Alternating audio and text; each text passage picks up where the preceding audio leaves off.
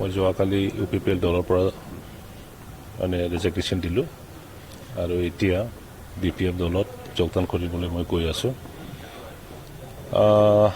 আমি B T C গঠন কৰিছোঁ আৰু সেই বি টি চিখন ভালকৈ পৰিচালনা কৰিবৰ কাৰণে গণতান্ত্ৰিকভাৱে ৰাজনৈতিকভাৱে আমি বি পি এফ দল গঠন কৰিছোঁ।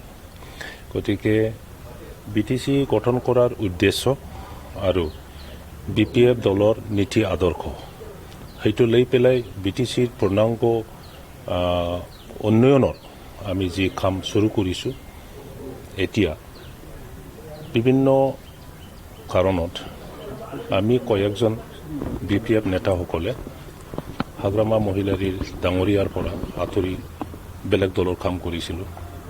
এতিয়া বেলেগ দলৰ কাম কৰাৰ পিছত মই উপলব্ধি কৰিছোঁ কি বি টি চি গঠনৰ যিটো উদ্দেশ্য আৰু ইয়াৰ পৰা মানে এণ্টি ক্লক বা এণ্টি টেচিছ কাম কৰা নিচিনা মোৰ লাগিছিল।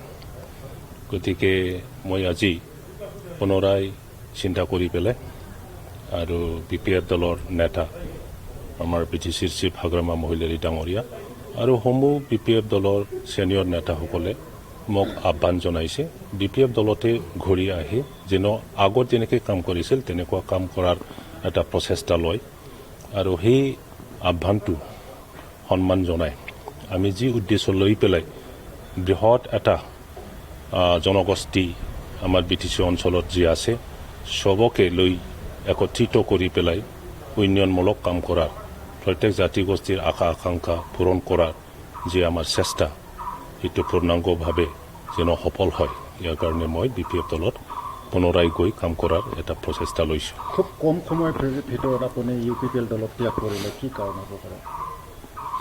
একো নাই যে মই যিটো ক'লোঁ সেইটোৱেই সঁচা কথা।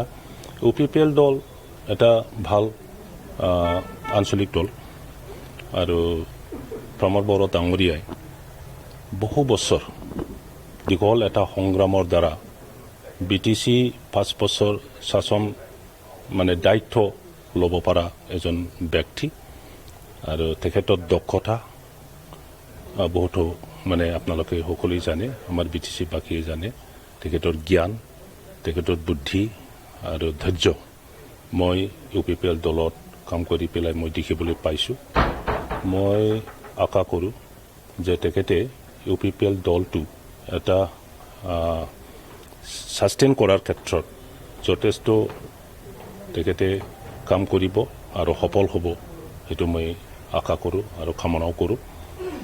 কিন্তু মই ইউ পি পি এল দলত থাকি যিটো কাম কৰিলোঁ এইটো সময়ত মানে মই যিটো কৈছোঁ যে যি কাৰণত আমি বি টি চি হাতত অস্ত্ৰ লৈ পেলাই আন্দোলন কৰাৰ পিছত গঠন কৰিব পাৰিলোঁ আৰু বি টি চি বাসীয়ে এই বি টি চিৰ ওপৰতে নিৰ্ভৰ কৰি নিজৰ জাতীয় সমস্যা নিজৰ নিজৰ ভাষা সাহিত্য উন্নয়নৰ যি আশা আকাংক্ষা সেইটো পূৰণ কৰাৰ ক্ষেত্ৰত বি পি এফ দলে মানে চবতকৈ শ্ৰেষ্ঠ আঞ্চলিক দল সেইটো মই অনুভৱ কৰিব পাৰিছোঁ। ইয়াৰ কাৰণে আকৌ বি পি এফ দলত আহি পেলাই কাম কৰিবৰ কাৰণে এই ইচ্ছা লৈ পেলাই মই আজি ঘূৰি যাম। মই কাজলগাঁৱত যোগদান কৰিম। বহুতো মানুহ লৈ পেলাই মই যোগদান নকৰিম। আমাৰ সন্মানীয় বি টি চিৰ চিফ আৰু ইউ পি পি এল আমাৰ Hagrama Mohilary B P F দলৰ সভাপতি ডাঙৰীয়াই মোক মানে কয়েকজন চিৰাংদুৱাৰ সমষ্টিৰ ছিনিয়ৰ নেতাসকলক লৈ পেলাই যোগদান কৰিবৰ কাৰণে কৈছে আৰু সেইমতে আমি 40-50 জন মাত্ৰ গৈ পেলাই আজি যোগদান কৰিম। পৰ্যায়ক্ৰমে মোৰ লগত কোকৰাঝাৰ ডিষ্ট্ৰিক্ট আৰু Parbatjhora district Gossaigaon district Kajalgaon district Chirang district আৰু বিজনী ডিষ্ট্ৰিক্টৰ পৰা যিসকলে মোৰ লগত আহিছিল ইউ পি পি এল দলত তেখেতসকলে সকলোৱেই এতিয়া কমিউনিকেট কৰিছে যে মই যদি বি পি এফত যাওঁ তেতিয়াহ'লে তেখেতসকলে সকলোৱে মোৰ লগত বি পি এফত আকৌ যোগদান কৰিব। কাজলগাঁও।